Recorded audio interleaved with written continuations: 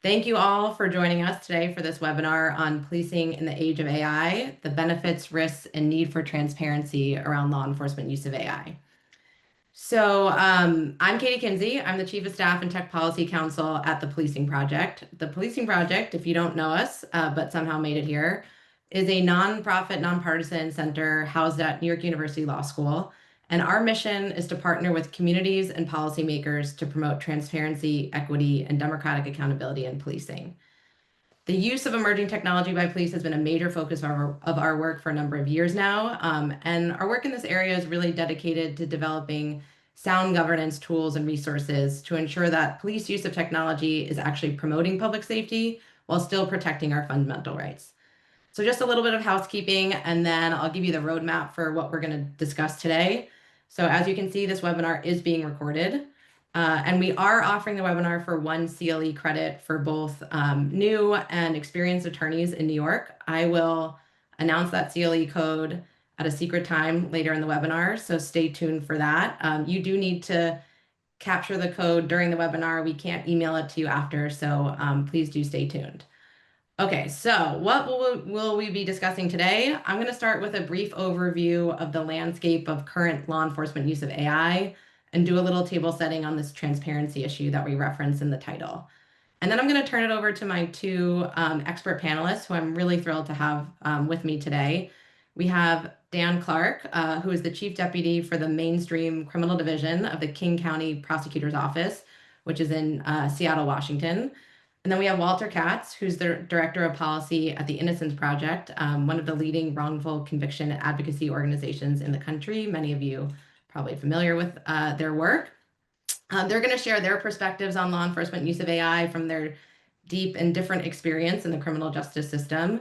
And then we're going to end with a brief Q&A, hopefully have time to take some of your questions. So if you have any questions now or they pop up for you during it, you can use the Q&A button at the bottom of your Zoom screen, and we will see those. I will try to get to as many of those as possible. Please do use the Q&A button and not the chat button for your questions. Okay, so with that out of the way, let's get started to the meat of why we're here today, which is to talk about this issue of law enforcement use of AI. So as all of you probably know, whether you have experience with criminal justice system or policing, we are living through an AI revolution in our society. It's transforming the way all of us work, and law enforcement and police are really no exception. I do want to level set a bit on what we mean when we talk about AI at the Policing Project. And that's because when we say AI, we're not just talking about generative AI. We're not just talking about ChatGPT or Gemini or Claude or those tools. That's certainly part of what we mean when we say AI. But we also are referring to something that we kind of call now AI 1.0 tools. So in the context of law enforcement use, that's systems like facial recognition technology, automated license plate reading technology, gunshot detection. All of these systems also rely on AI technology, on machine learning models that really what they're doing is they're inputting a massive amount of data and analyzing that data to make predictions, decisions, or recommendations. So with facial recognition, what you see, its use of AI is that it is ingesting lots of image data to make recommendations about who the model thinks matches the unknown photo to a set of photos in a database. So to do that process, it really is relying on AI technology. And when we think of AI this way, as more broadly, including these 1.0 tools, police really have been some of the earliest adopters of AI systems. There are some agencies that have used facial recognition technology for over 20 years, the same for license plate readers. We certainly are also seeing the rise of generative AI in policing, most prominently in connection with writing police reports, whether that is some bespoke software that is designed specifically to write police reports, or even the use of ChatGPT by individual officers to help them write reports. We are starting to see that for sure. The way this works, just at a very basic level, is the generative AI software analyzes body-worn camera footage to create a transcript of the encounter and help draft the police report from there. Dan, I know, is going to talk a bit more about the rise of this use for police reports, so I'm going to stop there. But when we're talking about police use of AI, it's not just that they've been early adopters, they also are widespread adopters. So recently a survey came out of various law enforcement agencies, and it found that 95% of respondents said their agency was already using some form of AI. And now many of these AI tools that police use purport to offer real benefits for public safety, from more efficient case processing to more accurate and precise crime solving. These tools really do offer some unique benefits. So for example, facial recognition promises to help officers sort through image databases that contain millions or even billions of images to identify criminal suspects more quickly and hopefully more precisely, although it doesn't always work out that way, as we'll see. License plate readers, which are camera systems that capture and store information about passing vehicles, along with the location and time that the vehicle passed the camera, and then it stores all this data in a searchable database, offer police the ability to track a stolen vehicle over space and time, and perhaps use it for some other types of crimes as well. Generative AI for police reports, well, the benefit offered there is that it's going to save police time on paperwork so they can spend more time solving crimes. We should take these claimed benefits seriously. We all want to improve public safety, and if there are tools that can actually help police solve serious crimes more quickly and more efficiently, that would be a serious benefit. The problem is these benefits are oftentimes unproven, and they come with real risks as well. So the use of these AI tools, we've seen many examples of ways in which they can violate our privacy because they can enable much more invasive tracking of where we're going about our days. We have seen examples of it chilling free expression, and we've seen many examples of these systems just not working at all. So when it comes to these accuracy issues, if you use ChatGPT in your daily life, or have just heard about people using it, you've probably heard that term hallucinations, where sometimes you ask the generative model something and it simply makes up an answer that's not true. That might not be such a harmful error to make when you're asking ChatGPT to create a potential travel itinerary, but it's a totally different ballgame when you're using that generative model to help write a police report that's going to be used to arrest someone or even serve a meaningful part in their conviction. Errors or hallucinations here can be really harmful. We've also seen examples of some of these AI systems that just do not work as they are promised. From a recent example from New York City, the police department here piloted an AI-powered weapon scanning technology in the subways to try to detect if people were carrying weapons into the subway, despite the fact that there have been proven studies of this technology not working at all. We've seen examples of it used in schools where it falsely identified totally benign objects as knives or guns and led to consequences for those students. When it comes to free expression, we have seen examples of police deploying facial recognition technology in connection with entirely peaceful protests, scanning and identifying the faces of everyone who's at these protests, despite the fact that they've committed no crime. And you can imagine how that might impact your ability to feel free to show up at a given protest if you think you're going to be identified by police for no reason. So these are some of the real risks, and they have to be balanced against the claimed benefits. But one of the biggest issues that we've encountered at the Policing Project in our work to develop sound governance models for public safety AI is that there is a massive transparency gap. And what I mean by that is that as it stands today, it is often impossible for members of the public, for policymakers, sometimes even for prosecutors, to learn about what AI technologies police are even using. And then beyond that layer of what's being used, there's very little information about what kinds of crimes are they using it for, in which cases, and to what result.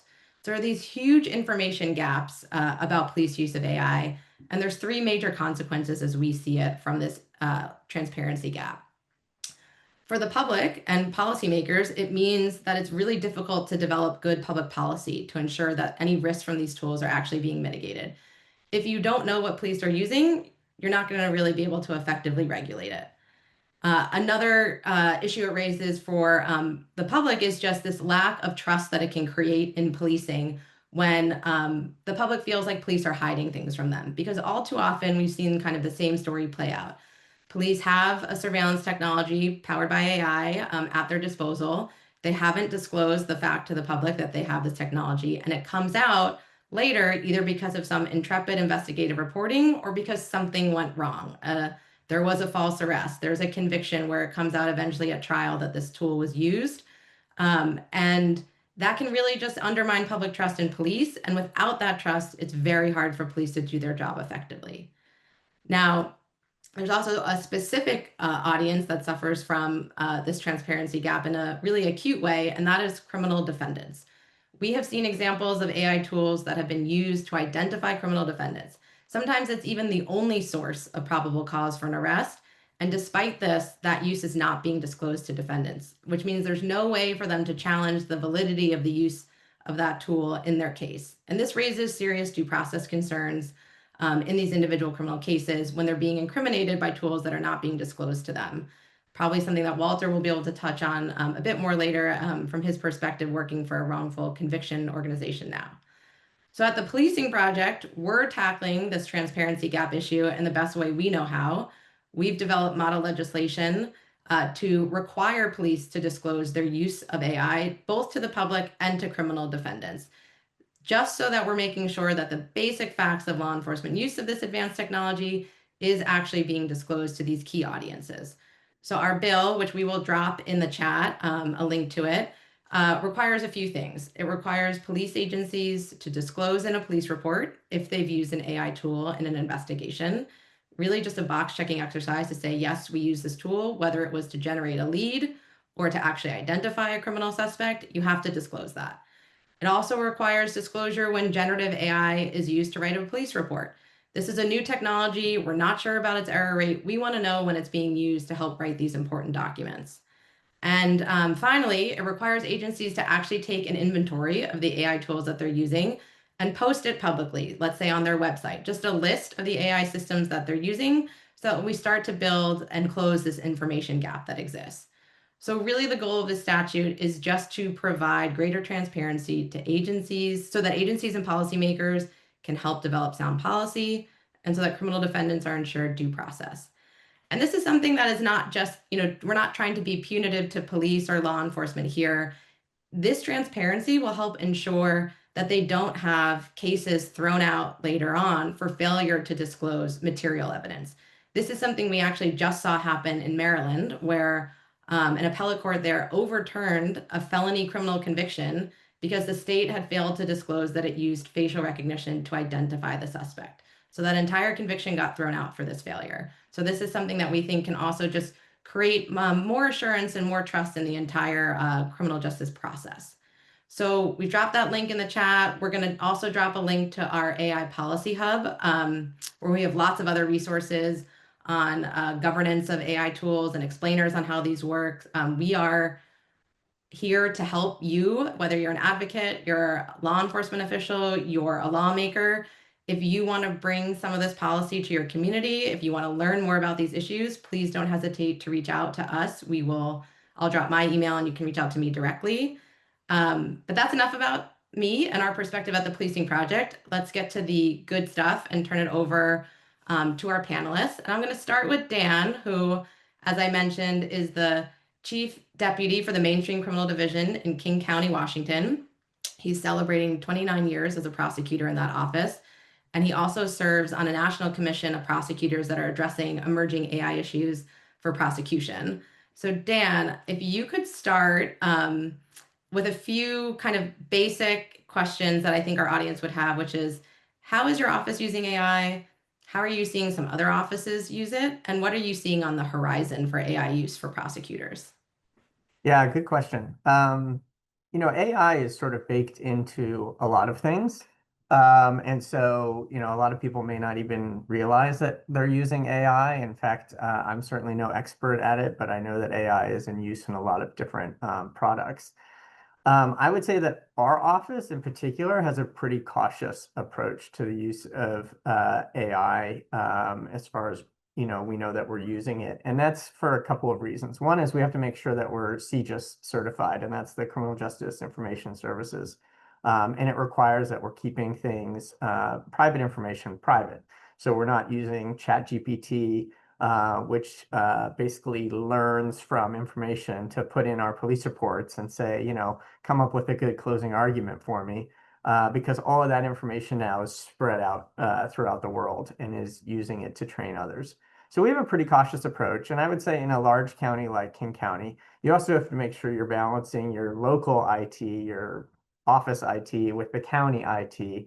And you want to make sure that it's not going to break any of the other systems that are going on. And so we have a pretty cautious approach with that. I would say that I've heard from other offices that they are being much more expansive in their use of AI than we are. I've heard from some offices that they are creating essentially these like AI workers, if you want to call it that, where AI can be used to check when, for example, police submit materials on a case for intake, and it can spit it back out and say, I don't see that there's a 911 tape here, or I don't see body worn here. You need to send it back. Or other ministerial tasks that they're using it for to make sure, for example, that Brady material is being sent around to all of their cases that need it. So some of the offices have been developing some AI workers, if you will, but all of those are being supervised by an actual person. And mostly that's just to cover some ministerial tasks as far as I've seen. There are some tools on the horizon that I've seen others start to develop. There's a tool that's being developed to actually listen to all of the jail calls that are coming in and do a review of those because we get thousands and thousands of jail calls, and there's no possible way that a prosecutor can listen to them all. Usually what we do is we end up picking certain times to try and listen and see if we can hear if there's some other criminal activity going on or if there's some threats going on to any witnesses or victims. But if you can employ AI to listen to those calls, essentially, that can really be a time saver. And then a person would then have to go in and listen to the call and either confirm that, yes, there was a threat being made, or, he's talking about where the gun can be found. Interestingly, someone who was testing that didn't have access to jail calls to test it on. They ended up using the Nixon Watergate calls to test it. And they were able to really test not just every time someone mentioned Watergate, but really these amorphous concepts of, can you identify where there is any criminal conduct being discussed here? So I thought that was kind of fascinating. That may be on the horizon. Other things that are on the horizon, Axon is developing something called Brief One. Brief One is designed to be a prosecutor's tool where, from what I understand, and we don't have it yet, is designed to sort of summarize the case for a prosecutor and also highlight where a prosecutor should spend most of their time if they have a certain period of time to file charges, what we call rush filing charges. And there's no possible way you can review all of the body worn video in a short period of time to make a filing decision. And this may help identify where you should look first if you only have limited amount of time. So that's on the horizon as well. That's really interesting. And you are seeing offices, or you've heard of offices that are already procuring that technology like Brief One, or it's just something that's being talked I about? think it's in beta testing right now, and I don't know if anyone's actually using it. I would be really concerned about any of our prosecutors who are using any sort of summaries that are prepared by Brief One and sort of copying and pasting those and putting them in bail paragraphs or anything like that. We would have some pretty strict prohibitions against that sort of use. But it is helpful if someone were to say, like, here's the police report, you have, 24 hours to make a filing decision. There's 30 hours of video to review and all this technology, to narrow it down for you to say, here, this is my order of operations. I'd look here, here, here, and here, and then have the prosecutor do that. That would be helpful. And as long as we're not, like I said, cutting and pasting any of the summaries that are generated from that and doing our own work, I think that could be a helpful tool potentially down the road. Yeah, that kind of gets me to my next question that I had for you, which is how do you think about, when there's so many of these new technologies on the market. I mean, I'm not sure if it's quite as intense for prosecutors as police, but I know, there's these conventions that police go to where these technology vendors come. Walter might talk about it a little bit later. I know he's been there, and they're just overwhelming, the government officials with here's all the great things you could buy to solve all your problems. Like, how do you think about when to procure a new technology, how, how to know if it's ready for you all to actually use in the office. Like I can hear that tension. There's a version of brief one that might be very useful, and of course it raises a lot of, potential red flags for me about the ways in which it could go wrong. So how do you balance those needs when you're looking at buying something? Yeah, I mean, we are super cautious. I know that we're, in the shadow of Microsoft and Amazon and all the tech, giants in this area, but we're super cautious. We don't want to be the first ones through the door. And we want to make sure that, it's being tested. It's in a very limited environment. We are, super cognizant of the fact that, AI has hallucinations. There's mistakes that are made and we really don't want to be on the receiving end of that. So just a really, like I said, sort of cautious approach for our office. We do partner with 39 different police agencies in King County. So as you can imagine, they are from the very large, like Seattle Police Department or King County Sheriff's Department, to some that are, only a handful of officers in some of the sort of outlying jurisdictions. And so what the police are procuring is very different than what the prosecutors have in our offices. And so we are sometimes playing catch up to figure out what they're doing. And in fact, how I got dragged into all of this was really one of the law enforcement agencies asking me my opinion about draft one, which I know you also want to talk about a little bit later. But other than that, I would not have had any idea as to what was going on with law enforcement unless they put it in their reports. And some do. They talk about the license plate readers, which I know exist, but I don't know of any police agencies in my area that are using the facial recognition technology. And maybe they are, but I have no way of knowing that if they're using that at the very early stages of their investigation, where it's almost like a tipster, right? And then they do their own independent investigation and it either confirms or rejects the information they're getting. That is not exposed to us as prosecutors. If only there were a law requiring them to disclose that. But actually, you raised there's two transparency questions I want to ask you before we do shift to the discussion about draft one, which I definitely want to get to, which is the generative AI report writing software. One question I have is when you're interacting with vendors who are trying to sell you AI products as, in your office, do you feel like you have the information that you need to evaluate their claims? And relatedly, when you're working with police, do you feel like, I mean, you kind of answered this one, but I'd like to hear a little bit more about maybe what you might not know about police use of these tools. So I think there's kind of two transparency issues that it seems like you could sit sort of in between.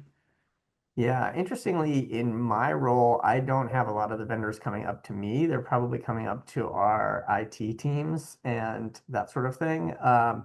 If they were, I would do what I did with Axon, which is try and get as much information as I could, read the studies that have been done, Google the information and figure out what's out there, and find other offices that have either been using it or not using it and find out why. And in fact, I get a lot of communication on why we rejected draft one, for example. And so I think prosecutors by their nature are probably skeptical and hopefully fairly cautious.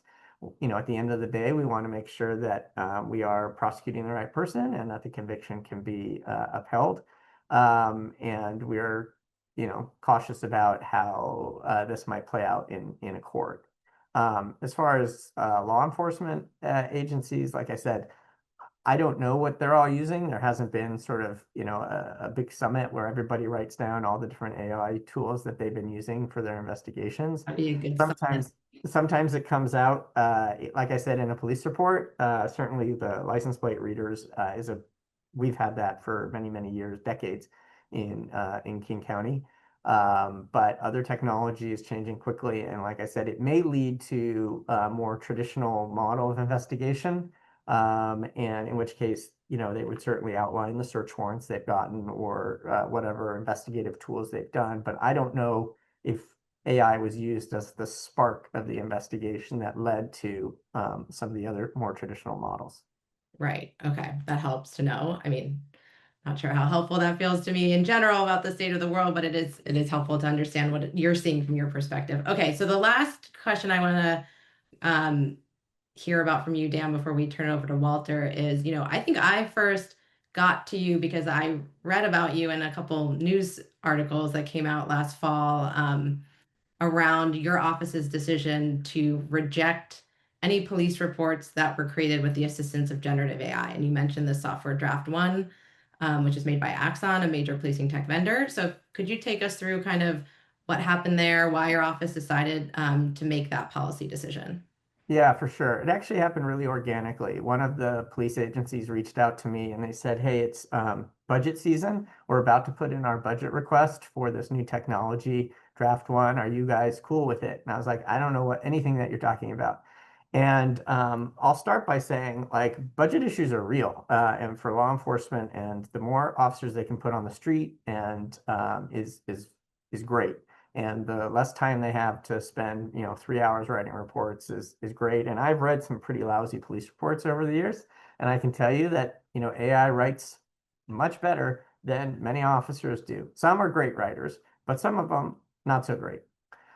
So I did a deep dive into Draft One by Axon, and it raised a number of red flags for me about generative AI police reports. I mean, firstly, I wanted to make sure it was CJIS certified, which Axon is. But if officers What are is just that, using Dan? CJIS is Criminal Justice Information Services. It's our we are prohibited from putting private information out into the public. It's sort of like HIPAA for law enforcement. You can't put private information out to the public outside of certain circumstances. And so, like if people are using ChatGPT, that's a big red flag that cannot be done. Axon is CJIS certified. So then my next issue was thinking about transcription. So it's based entirely on the transcription of the officer's body worn, but it's deciding what's unintelligible and what's not unintelligible. AI is, right? And so what's the confidence rate that that's set at? Is it super high, like it's going to have a lot of unintelligibles, or super low, where there's going to be very few? That led me to some concerns. And also transcription, if you're just going off of transcription, you don't get tone, you don't get sarcasm. Someone who's like, "Oh, I did it," right, is going to show off on paper as a confession, right? But in reality, it was like sarcasm. The other issue, probably the biggest one, is the hallucinations. I asked Axon a number of times what their hallucination rate is. What's their error rate? They won't tell you that. They will, in fact, if you look at their studies, they didn't really analyze the accuracy rate of Draft One. And I would much rather have a poorly written police report that is 100% accurate than one that is written really well that has hallucinations in it. And they have some systems to try and like counter the hallucinations and make sure the officer's catching them. And they'll put some big hallucinations in, like, and then a hippopotamus came onto the scene, right? And then the officer goes, "No, that's a hallucination," or "That's an error." But some of them are really small. And I actually got a police report that was written by generative AI from an office in Texas that was testing it.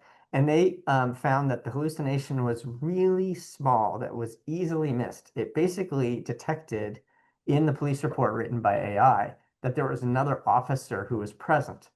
There was no other officer present. And it was such a small hallucination that an officer reviewing that report would have easily missed it, and it would have gone through. And then when they get onto the stand, they're either seen as sloppy because they missed it, or lying, right? And neither one of those are good if you're a police officer.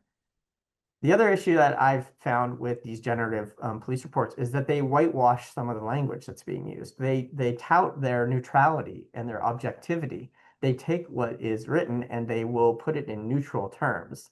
And they think that that's a plus. The problem is, for me, if an officer is using language that's not neutral and not objective, I want to know that. We are part of our job is to make sure that officers are not engaging in inappropriate behavior. And I would imagine if you're a supervising officer, you're going to want to know that as well. But that leads to the other issue, which is Axon doesn't provide drafts.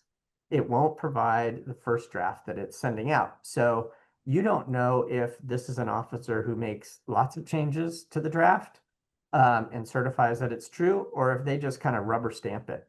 And there's no way to know because they won't provide those drafts. And finally, I think it's going to change the way that police work because it really misses the nonverbal part of the encounter. If a woman is a domestic violence victim is crying and she's bleeding and it looks like her hair's been pulled out. None of those factors are going to come into that police report unless the officer articulates those things. I see that you're crying. I see that there's blood on your pants. I see that your hair's been pulled out, which is a very unnatural way of policing and actually may not be very victim focused and victim centered. And so I think the And police. they're not making it in because if it's not vocalized, the AI isn't going to pick it up and narrate it in its own transcript. Exactly. Now, an officer could go back and add those things, but they might miss some of those things. And really, the biggest thing I want to know is why did the officer do X, Y, or Z? What did they see that led them to arrest this person? Did they see the guy with his fists balled up like he was ready to fight? Did they see his eyes shifting around? Did they detect a bulge in his pocket or something like that? The generative police reports are basing it entirely on the transcript and transcript alone. And unless those things are verbalized, none of that's making it into the report. So there's a number of concerns we had about it. Primarily the hallucination was my number one thing where stuff was getting into reports that was going to get missed. And I felt like a lot of officers were going to end up on Brady lists that shouldn't. What do you mean by But that? so we have an obligation to provide notice to defense attorneys when we have an officer who has been deemed to be untruthful. And if you write a report without AI and you say that X, Y, or Z happened, and it absolutely didn't, it's contradicted, then your agency is going to investigate you to determine if you have been dishonest. And if there's a sustained finding of dishonesty, that gets sent to the prosecutor's office, and we have to send that out now every time that officer testifies. But if AI is writing your reports, like I said, it's hard to tell. Is this an officer who's being dishonest or are they just being sloppy? And either way, like I said, it's not good for officers. So those were some of the concerns that led us to write a letter to the 39 different police agencies saying at this point, we're not accepting generative AI police reports. I'm not saying that we won't ever in the future. I'm just saying at this point, we're not doing it. Somehow that got picked up by the media, by GeekWire, by all over, and it kind of blew up. That was never really our intention, but we really kind of just wanted to shine a light on some of the issues that we saw. I would suggest that people take a look at a law review article written by Andrew Ferguson. I think it does a really good job in outlining some of the concerns with generative AI. I have met with Axon, so in full candor, and talked to them what I thought might be acceptable versus what might not. I don't know what they're going to develop because of it. But there are ways that you could use AI to assist officer reports, but this isn't it. Yeah, great, Dan. Thanks so much. I do have some more questions, but I think I want to leave it there for the moment. And I think we're going to get some interesting ones in the chat too. So maybe back to you on this in a little bit. But for now, I want to turn it over to Walter Katz. So as I mentioned earlier, Walter is currently the Director of Policy at the Innocence Project, but he has an incredible diversity of experience working all across the criminal justice system. He was Deputy Chief of Staff for Public Safety at the City of Chicago. He served as an independent police auditor for the City of San Jose, and he's even worked directly for a tech vendor, for a policing tech vendor. And he was a one-time public defender earlier in his career. So Walter has really kind of seen it all from all different vantage points. And so he's going to share with us his perspective from these various different roles about what he's thinking about when it comes to law enforcement use of AI right now. Yeah, thank you, Katie, and thank you so much for having me and for the policing project to invite me today. I have had a variety of roles, really going back to the advent of body-worn cameras at a very large sheriff's department in California, and that's really one of the first times I saw how technology was being adopted and seeing some of the struggles as the agency is trying to find what was the best set of policies for adopting cameras, specifically around report writing. For example, whether or not a deputy should be allowed to view the footage before writing a use of force report and being able to go back and to amend it. And often there, the primary concern voiced by that agency was this tension between consistency and accuracy. From our oversight office's perspective, accuracy was really important.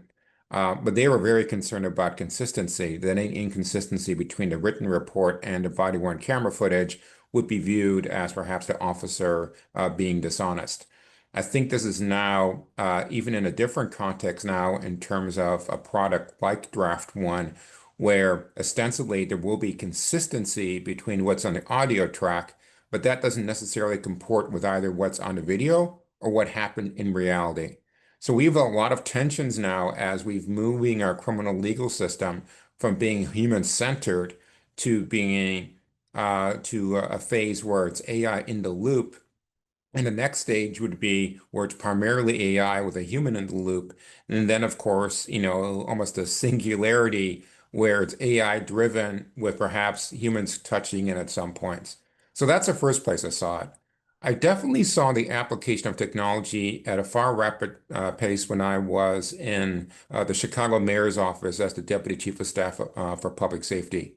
I would say every other week or so, I had a vendor reach out to me offering some sort of technology which was supposed to magically solve Chicago's crime problem. And very rarely did I find them to be efficacious.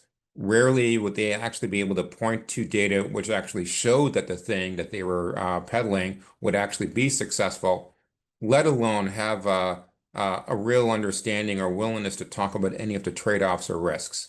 So that really led me to pay attention to how procurement works. When it was, for example, the police auditor in San Jose, I became aware of the role of sole source contracting and how that can be used to evade accountability and oversight. And here's what I mean by that.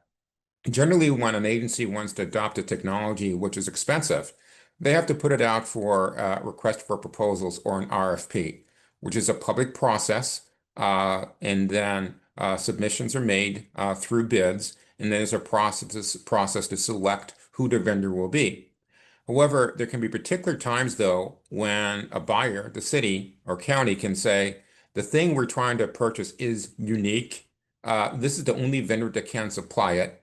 And if the contract amount falls underneath a certain threshold for the amount, then it does not need to go, for example, to the city council for approval. So I'd often see vendors attempt to learn what is the sole source contract threshold and then offer the product for right underneath that amount, even $1 underneath that amount. So if it's a $10,000 threshold, offer the product for the first year for $9,999 to get it in there. And so the focus would be, how do we get this thing approved and then onboarded? And I found agencies were less likely to ask those important questions. And then I saw that come up again recently last year when I was at a major policing conference, and they have a large trade floor, right, where all these vendors are on there. And I went last year because I was curious, how frequently were we going to see AI? And the answer was, it was AI everywhere. AI for digital evidence analysis, AI for predictive policing, AI for facial recognition. In other words, vendors who I've known about for years, startups, etc., suddenly over the prior 12 months built or said they were building AI into almost all the products that they were offering because it is such a gold rush right now. And what I found, though, was that the police officials who were there were basically not, well, they're not in a position to know what questions to ask. And those issues which are important for example, to us here at the Innocence Project about the adoption of AI in policing or by prosecutors or in forensics were not even being talked about in any way. Accuracy, reliability, interpretability, transparency, the role of human factors, those are just simply not being asked, to not being highlighted. So essentially, a lot of buying right now is occurring in the dark. The Innocence Project has worked for over 30 years to exonerate innocent individuals and prevent wrongful convictions through institutional reform. And in cases where we have conclusively proven innocence, the misapplication of forensic science has contributed to 52% of the unjust underlying convictions. And why do I point that out? I pointed out because for years, things like bite mark analysis, arson analysis, etc., have led us in the wrong direction because those forensic methods were not validated. And we're seeing the same thing happening now, validation or the lack of validation of AI tools. Yeah, certainly. We've seen that some, but you all, I think, are, have the sort of long history to understand, really what impact that kind of lack of validation can have in the forensic arena. I think that takes me to Walter. I would love to hear. It's really interesting to hear the perspective from the city vantage point when you're getting these vendors. I guess one question I have before I ask about your current role at IP and how you're thinking about it is you were talking about, I think, the difference between when you have to submit a general RFP for a product or system versus when you can kind of do this sole source process.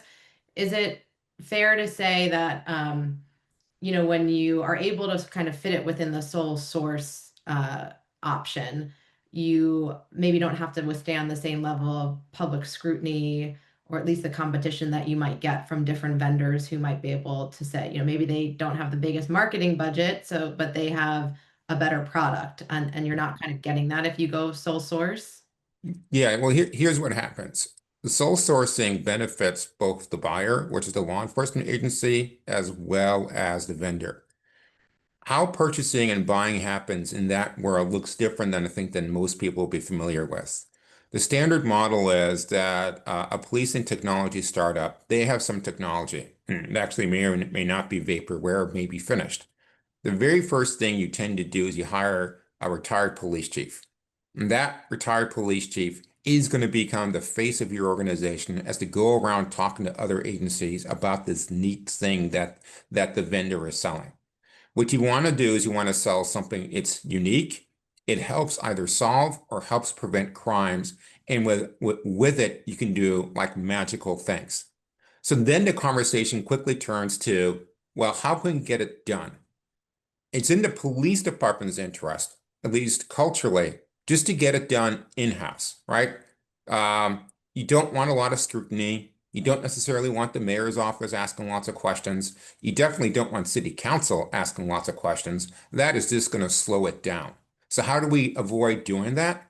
By sole sourcing it, right? And then for the vendor, it makes it easy for them too, because they're able to get it they're going to get it installed. Now to have another customer that they can claim. When you're one of these early stage companies, you want to be able to say, we are in 15 departments or in 20 departments or in the largest sheriff's department in the country, whatever pitch it is. And so it's in everybody's interest to move the transaction along. Yeah. Scary stuff. I have one more question for you, Walter, before we open it to some of the audience Q&A. But before I do that, I think I have to do what is maybe many people's favorite part of the webinar, which is announce our CLE code. So the code for today is disclose 26. We're going to put it in the chat, so you should see it there in a minute. And I'll say it again. It's disclose 26. So please take note of that. Get your credit for showing up today. Okay, and back to you, Walter. My last question for you before we take some audience ones is, in your current role at Innocence Project, can you talk a little bit about how you're thinking about maybe some of the areas that guardrails are needed for AI in either forensics or suspect identification? I know you guys are focused on those areas. Yeah, I think those two areas are really ones that stick out because that is where we see the potential risk for wrongful arrests or wrongful convictions. You already touched on facial recognition, right? And that really falls into the suspect identification area.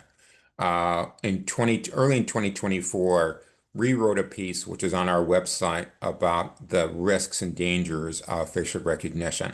At that point in early 2024, there were 7 examples of wrongful arrests based upon a facial recognition match. And of those, we knew that 6 were Black Americans. Since then, there have been at least 3 more, and all 3 have been Black Americans. So there's an accuracy issue, there's a lack of a transparency issue, and there's a racial disparity issue. And people have to understand about how facial recognition works. If you have Face ID on your phone and you use your face to unlock your phone, it's not literally looking at a photograph. When you scanned your face when you got your new phone, it converted that photograph into an algorithm by measuring points on your face to each other.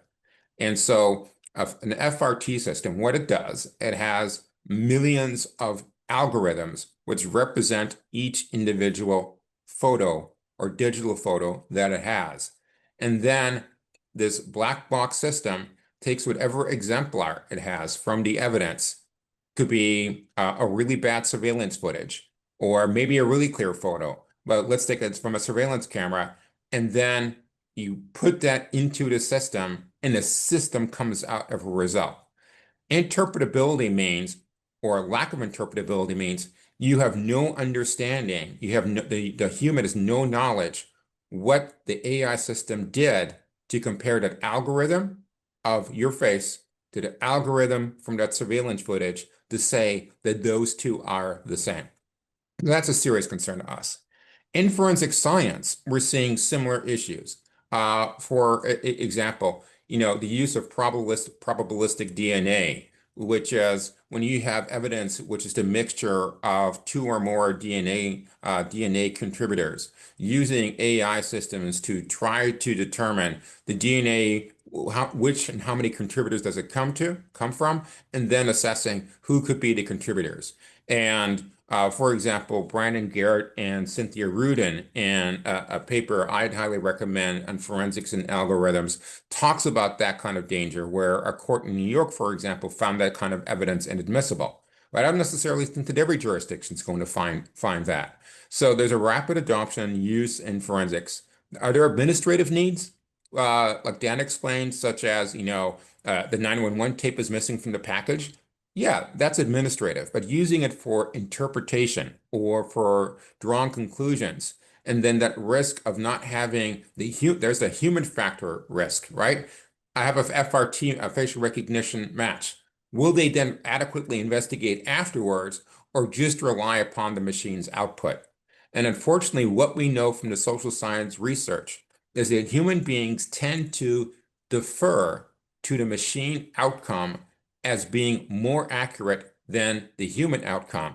So there it turns into a shortcut of not doing the necessary work afterwards. So first draft, I wrote my police report. I'm now shutting down. I'm not really engaging myself anymore and making sure the report is as accurate as it can be. The facial recognition system said A matches B. Okay, I'm not going to do the follow-up investigation like in a recent case involving the NYPD, where we'd actually see that the person he just matched with was 12 miles away, and his cell phone records would have shown that at the time of the alleged offense. So that is where we are very concerned with. It's going to lead to wrong people being arrested, and once an arrest occurs and it's a wrongful arrest, there's then a follow-on risk, increased risk of a wrongful conviction. Yeah, thanks, Walter. I mean, scary stuff, but I think, one of the reasons we're really grateful to the work of organizations like yours who are, shining light on these issues. Okay, Dan, I think I'd like to bring you back on camera. Okay, great. And for the last 9 minutes or so, I want to get to some of the audience questions that we have. The first one, Dan, I think we'll start with you, but Walter, please feel free to jump in too. I'm sure you've thought about this to some extent too. So the question is basically about, I think especially in our current political moment, there can be a lot of friction between state and local policies and federal policy, and different communities feel different ways about, how policing should take place or which crimes should be enforced. So I'm curious, this is maybe even getting a little bit, we can tie it back to AI. So, one example would be you've got these vendors that sell these products nationally and can end up creating databases that exist across state lines. So a big one in the license plate reader space is this company called Flock. And part of their benefit is they sell their product to agencies, and agencies get access not just to the license plate reads maybe that are in their jurisdiction, but maybe across the board. And I think an issue you might see is if one community doesn't want to enforce some type of crime, but another community does, and now you're getting access to a lot more information that crosses state lines, how might that tend to exist? So my question for you, Dan, is just, Seattle, from what I know about it, and parts of Washington State can be a pretty liberal, progressive place. Have you run into any of these issues where you're thinking about the way you might be comfortable with a technology being used in your jurisdiction, but that impacting how maybe the feds that work in your community are using it. Yeah, I mean, I think that that's an obvious concern. And I think that that's something we have grappled with as prosecutors forever, not just with this technological issue, but charging decisions, right? Some jurisdictions charge really heavy and some charge really light. Resolutions, looking at sentencing review issues. I mean, so I think we all have, that's why we have an elected prosecutor who could set the tone and decide, what direction our office is going to go into. And there may be times that the feds are using some sort of technology that we are not. They're going to end up keeping those cases themselves. It's in our jurisdiction, it's rare that a case will start federal and necessarily end up in our backyard. But if it did, we would take a hard look at some of those things. And I would say that, as the technology advances, it takes a little while for these things to percolate through the criminal justice system. And there will be judicial findings, there will be cross-examinations, there's going to be appellate courts that are going to help give some direction as we go through it. It just takes a while to get through there, and the technology is advancing, as you know, hourly. So, like I said, our office tends to take a cautious approach. We don't want to be the first through the door. We kind of want to see how this plays out. And we are very skeptical of anything that doesn't rely on sort of the human checking to make sure that things are going okay. Great. Okay, so I think we have time for maybe one more, and I would love both of your perspectives on this one. So there's a question about sort of what would be the utility of some of this transparency that, at least we are certainly advocating for at the policing project, but this idea of let's disclose, maybe some more information about what technologies are being used. And I think we can think about even specifically what would be the utility. Maybe Walter, we'll start with you. Do you think of just even being able to know when generative AI was used to write a police report? So if police had to disclose that fact, how do you think that could impact other people in the sort of criminal justice system, other, people who will be, whether it's criminal defendants or defense counsel, how could it be helpful or not to even just know about the fact that that technology was used? Well, I think through transparency and through every law enforcement agency or prosecutor needing to catalog what technologies that they are using, particularly surveillance technologies or other AI technologies, that's a form of discovery, right? Then if somebody is charged with a crime, their counsel can then ask for additional discovery to make an assessment.